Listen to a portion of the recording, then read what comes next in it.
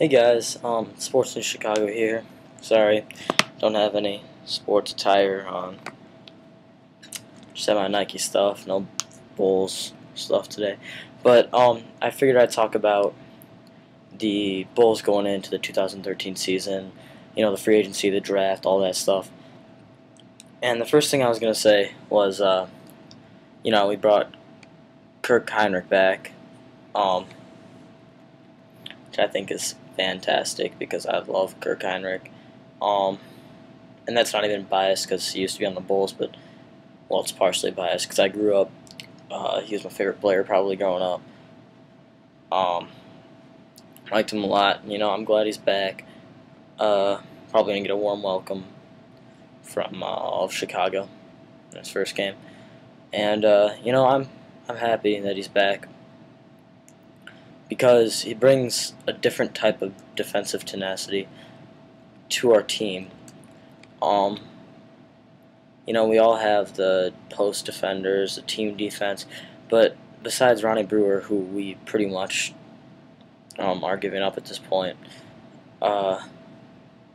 he's the only guy who can shut down a Rajon Rondo going into 2013 season. Rajon Rondo, Chris Paul, D. Will, all those guys. And we're going to need to shut down the point guard because Derrick Rose isn't here to do it for us. I think Marcus Teague's a little bit too small and not good enough defender overall to do it. If by some miracle we can keep Watson, he surely cannot do it. But Kirk Heinrich, I know for a fact, can because he is just a lockdown defender. Probably the most underrated defender I can think of. Yeah. And so, talking about our point guard position, we've been talking about Johnny Flynn, and unless we can get him a contract well under $4 million, I don't want him. I don't think he'll take under $4 million, to be honest. He's good enough to be a starter on most basketball teams.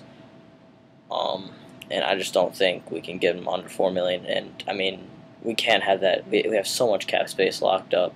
We need to do a lot to lower that down by next season, or else we won't be a title contender for a while because we have pieces missing.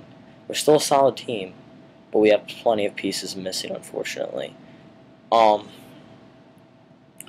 So, our point guard position, I think we're fine, honestly. I'll take Kirk Heinrich and Marcus Teague going into the, maybe like a crappy backup point guard we just signed. Like someone, Carlos Arroyo, I wouldn't mind picking up him if he's still in the NBA. He'd be a great guy. He'd probably come in for like $50. I don't know. No, he'd come in for maybe under $1 million, I bet. But everybody on our team has got so much money. I just don't know if I want any big signings. I'd love to trade away Bruiser if possible. And that's bringing us to our power forward situation. What do we do? Do we not cut Boozer, but do we amnesty Boozer as soon as possible, or do we, wait it out and see if we can get any trade options? But I just don't see Boozer's place on this team anymore, honestly. Gibson plays better than he does, honestly, half the time when he's in.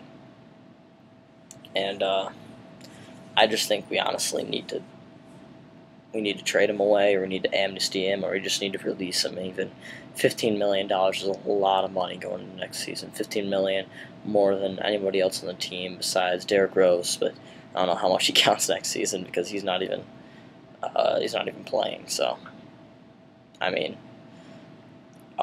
honestly don't even want Derrick Rose to play in the playoffs next season if we do make it, because Rose is too valuable. We can't have him keep getting hurt, injuries upon injuries. He's only 23 years old. We have to make sure that he's healthy and make sure that he's ready to go by I think next season would be good. So, I think this is a great time to get some young players and watch them develop. Play Teague a lot of minutes, play Butler a lot of minutes, because Jimmy Butler showed some great flashes last year, great flashes of just fantastic performance.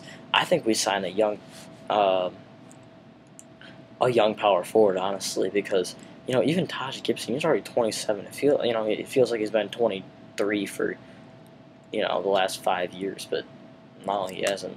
Unfortunately, he never seems to age, but um, he has, and he's 27 now. And I figure if we don't start him, he's just completely going to go to waste. It's just everything about him is just fantastic. He's a great player. We're not paying him too much. He's so good, and we're not giving him the minutes he deserves. Boozer shouldn't be starting, in my opinion. He's already 30. We only got a couple years left before he starts just not being worth anything in the free agency or in trades. We have to get him out of here. His $15 million contract for a player who's not making an impact. He's not a 20 and 10 guy like he used to be. And in our system, I don't think he ever would be. If he was still 25, I don't think he could be a 20 and 10 guy. Unfortunately, he's getting to that point where he nearly is a plague to our team. And I think that's just not, when you're paying $15 million for a guy to hurt your team more than he's helping, I just don't see the logic. I mean, we need to get rid of him. That's the bottom line. And, our small forward position, I think that's probably our best position, honestly, because, Lu Deng, he's not in the best position for next season, but he's got a hurt wrist. He'll be good to go. Even if he plays for London, if he does re-injure that injury, I don't even want to pitch it all in until next season, because there's no point. We're not gonna. I mean, I don't see us winning the NBA Finals next season. I don't know anybody who does, but yeah, I mean, he'll be fine. He'll be fine by the season after this one. Jimmy Butler, solid player, gonna be great. I say in 3 years he should be our starter. Richard Hamilton, shooting guard / small forward, either way you want to put it. He's a good player. Kyle Korver, lights out shooter. I mean, one of the most underrated shooters in the NBA. I mean, we're looking at a player who is just lights out from the three-point line. He's got a 65 actual field goal percentage from the three-point line. He can outshoot just about anybody in the NBA. Coming off the screen, probably the most deadly shooter, probably the most deadly player overall once he comes off the screen. He's 31, but he's a great player. I think easily our best shooter, but he's worth the $5 million, and I mean, in my opinion, I wouldn't mind re-signing him to maybe a $4 million or $3 million deal. I don't know if he'd ever take that, but he's 31 now. I mean, there's not many options for him anyway. Yeah, I mean, we're good. I mean, we're a good team. Exploring free agent options. I'll probably get into that in my next video. But yeah, I think just analyzing the roster we have as of right now, I mean, we're fine, in my opinion. We're going to be a playoff team probably this year, probably anywhere from the 6th to 8th seed, maybe 4th, maybe go down to 4th at the best. I mean, we're in the East, so yeah, I'm going to say 4th to 7th is my bet on which seed we get next year. So, thanks for watching.